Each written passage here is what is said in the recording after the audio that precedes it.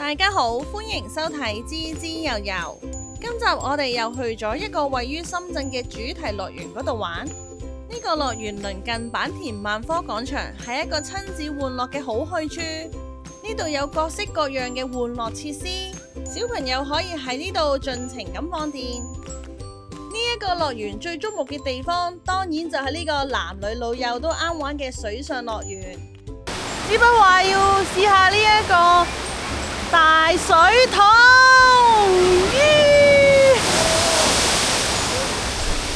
喺暑假嘅期間最適合梗係去玩水啦！我哋事不宜遲，馬上即刻開始今集嘅行程 ，Let's go！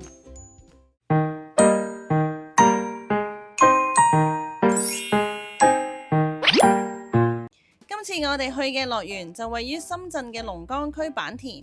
我哋就喺蓮塘口岸嗰度打車過去，車程大約半個鐘。至於車費亦都唔係好貴，大約就40蚊左右啦。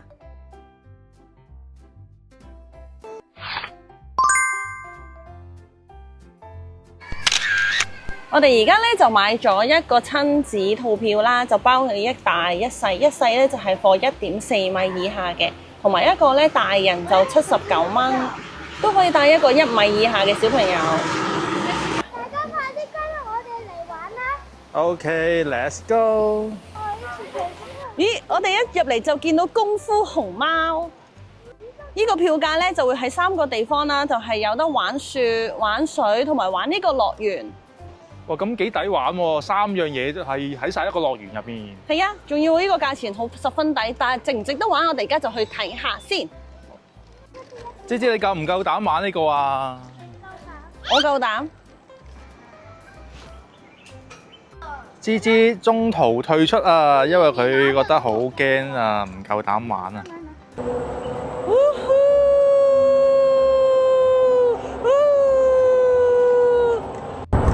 好好玩呢，好舒服啊！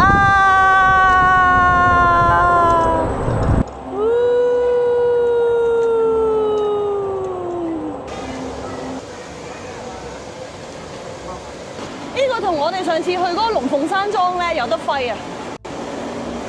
好似有啲流流地。仲有個水簾洞喎。哦，漏水啊！我哋入去。我一個都冇啊！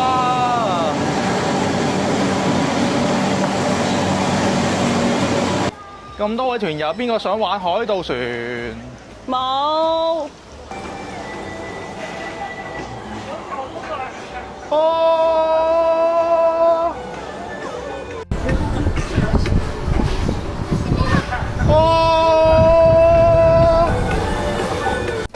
爸爸喺上面玩海盜船呢，而芝芝就喺下面呢玩緊呢個健身單車吹泡泡。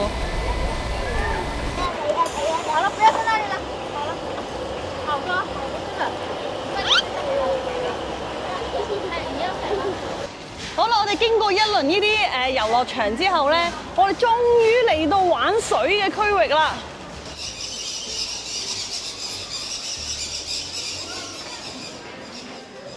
入門口咧就會有一間賣泳衣、賣鞋啊、賣啲衫啊、賣啲水槍啊、用品嘅嘢，你唔記得帶乜嘢都可以嚟呢一度買翻個。入到去更衣室同埋沐浴區嘅區域，環境都算乾淨企理。呢度亦都提供埋洗頭水同埋沐浴露，所以就算乜都冇帶過嚟咧，都可以沖翻個熱水涼。儲存區嘅空間亦都好大，亦都有提供風筒，所以呢度嘅設施都幾齊全噶。不過呢度嘅儲物空間就比較細，仲要用內地手機號碼先可以開到個櫃，所以大家就要留意一下啦。好啦，我哋穿過咗摩天輪之後呢，就正式入到去呢個水上樂園啦。呢度主要呢就劃分咗3個唔同嘅玩水區域，例如一個造浪池、滑水梯同埋漂流河等等。另外呢度亦都可以租到一啲漂流用嘅橡皮艇同埋水泡。大家有需要嘅話咧，都可以嚟呢一度租借。頭先我哋玩遊樂場嗰陣已經出晒汗啦，所以我哋咧就即刻去個造浪池嗰度降一降溫先。哇！呢度都有啲海灘嘅感覺喎。但係佢呢個粉紅色就唔係話好傾咯。又話做浪池嘅。唔通係人造浪？唔係嘅，冇開掣啫。哦，原來呢個造浪池呢係有指定嘅時間先會開嘅，所以我哋呢就等到呢個造浪池再開嘅時候，先再返嚟呢度。中間呢個區域係一個嬉水區啊，有啲斜滑梯啦，同埋小朋友嘅嬉水設施。你小心，好似憨豆先生咧，俾人吹雞啊，爬翻上去啊！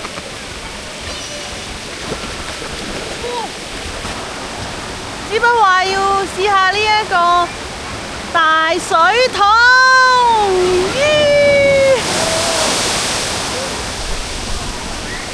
正唔正？正唔正？極速降溫。思思同媽咪玩兒童版嘅彩虹滑梯。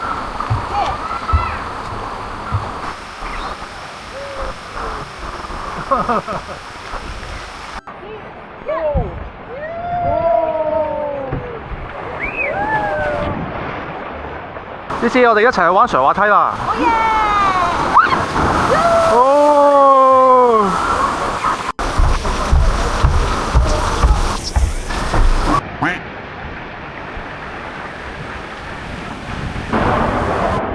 哦！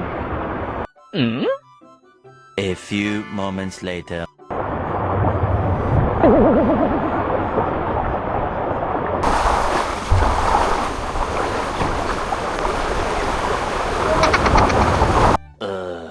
跟住我哋就去咗第3個嘅玩水區域，呢度主要呢係俾啲兒童玩嘅滑水梯設施，例如呢度呢就有一啲兒童嘅旋轉滑梯、小喇叭滑梯同埋山坡滑梯。不過部分嘅滑水設施呢係需要用到橡皮艇先可以玩。雖然呢啲呢係兒童嘅玩樂設施啦，但係都需要有體重同埋身高嘅限制，所以比較細嘅小朋友呢，其實都唔算有太多嘢可以玩到，只可以玩到中間呢3條滑梯。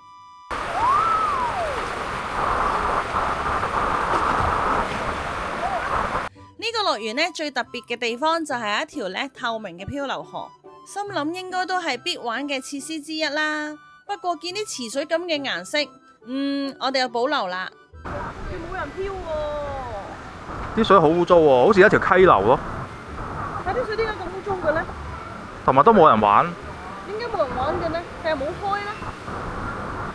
原來呢個設施係有指定嘅開放時間。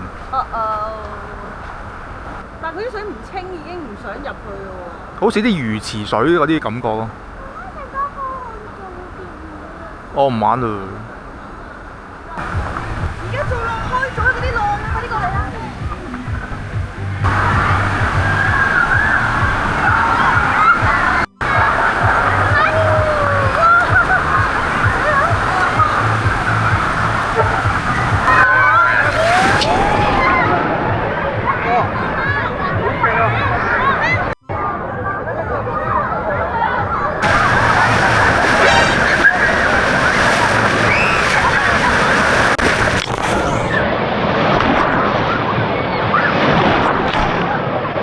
我哋就喺網上面睇翻資料，呢個造浪池呢，就每隔2個鐘就會開一次，每一次造浪嘅時間呢，就大約15分鐘左右。雖然呢個造浪池都幾特別，但係相比我哋上次去嘅馬亞水公園，呢度無論係講玩樂性啊定係氣氛都相差太遠啦。另外呢度呢，亦都會有一啲小食部俾大家補給一下，有各式各樣嘅飲品同埋小食，而且價錢呢，亦都唔算好貴。不過食物嘅種類同埋質素呢就比較一般，所以如果唔係太肚餓嘅話呢，建議大家都係走嗰陣返商場食仲好啦。好啦，我哋喺呢個水世界呢玩咗大約2個鐘左右，總括嚟講呢度嘅面積就唔算好大。另外大部分嘅設施呢都比較適合兒童為主，所以呢個水世界呢係比較適合親子玩樂。不過呢度呢最大嘅問題係大部分嘅設施呢都比較舊，同埋呢度嘅嬉水區嘅水質同埋衛生環境呢都比較一般，所以呢個水世界整體嘅感覺都俾我哋覺得普普通通啦，唔係十分之吸引。除非你 plan 咗個行程呢就要嚟呢區度玩，否則呢我哋都唔太推薦呢大家嚟呢度為咗玩水而過嚟噶。歡樂奇遇雪樂園。呢度啊，我哋一直以為呢度呢係一個游水池，原來就係玩雪池。呢個就係嬉雪區啦。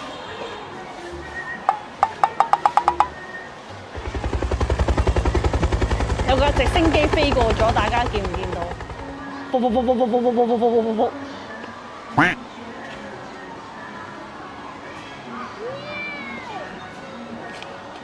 好啦，時間呢就差唔多啦，因為當日嘅天氣呢就唔係好穩定，所以我哋呢去玩埋呢個太空漫步機就準備走啦。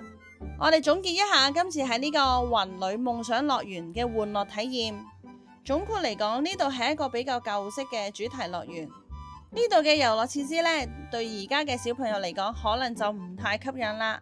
不過對於我同芝巴嚟講呢，呢度就充滿晒我哋嘅童年回憶啦。